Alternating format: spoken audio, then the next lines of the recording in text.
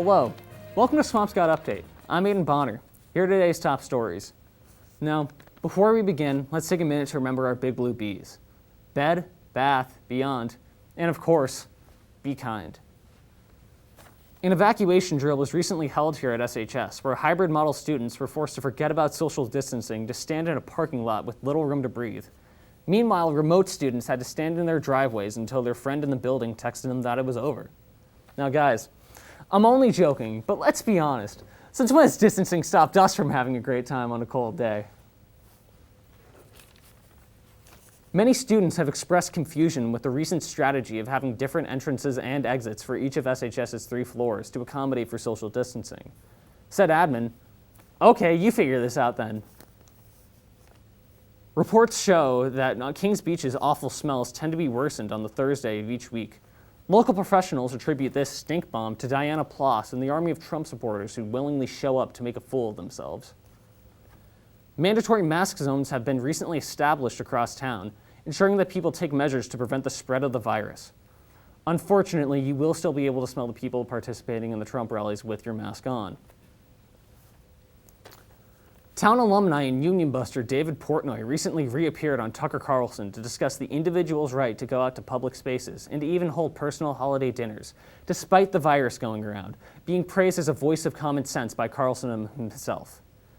And when Tucker Carlson says that you make more sense than Sesame Street, you deserve to run the COVID task force. Everybody knows the rules. In sports-related news, 2020 marks the first year in multiple decades to skip the annual football game between the Marblehead Magicians and Swampscott Big Blue. So the fight for who has the stupidest mascot still won't end. Sadly, the cancellation of the football game also means that the annual Powder Puff game will not be played, which means we'll never know which group of white girls has the tightest cornrows.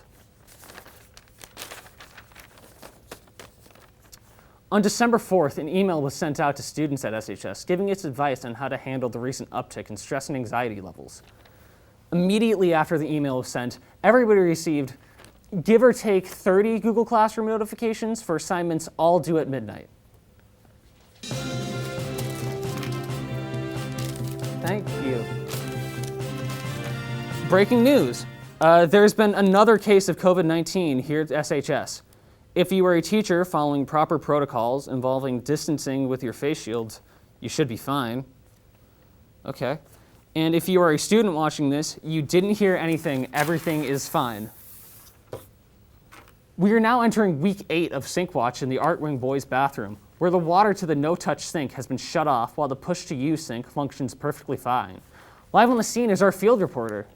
Yeah, thanks, Aiden. You know we're remote now, so we can't really go into the bathrooms in the school. So I figured I'd just show you my bathroom. There's my cat, and I should probably get my son to clean up a little bit, but it's all good. This mic doesn't even work. Back to you, Aiden. Great stuff. Thank you, field reporter.